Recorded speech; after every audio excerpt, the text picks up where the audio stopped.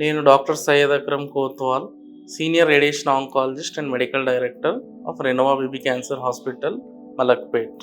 గొంతు మరియు నోటి క్యాన్సర్ కారణాలు ముఖ్యంగా మనం గనుక చూస్తే ఈ ఆల్కహాల్ ఇంటేక్ కానీ ఫస్ట్ మెయిన్ కాజ్ వచ్చేసి tobacco chewing habits. Tobacco chewing in the form of paan, zarda paan కానీ, పాన్ పరాగ్ కానీ, masala, different forms of the gutka chewings, ఇవన్నీ ఓరల్ నోటి క్యాన్సర్కి కారణాలు అవుతాయి.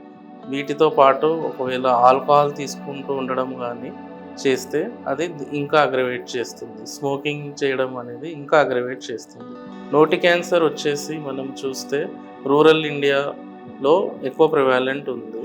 ఎందుకంటే ఎక్కువ మంది ఈ అడిక్షన్స్ బారిన పడతారో ఆ చివింగ్ హ్యాబిట్ని ఎంత తొందరగా మొదలుకుంటే అంత మంచిది. సో టొబాకో చివింగ్ నుంచి దూరం వెళ్తే ముఖ్యంగా ఓరల్ క్యాన్సర్ నుంచి బయటపడవచ్చు.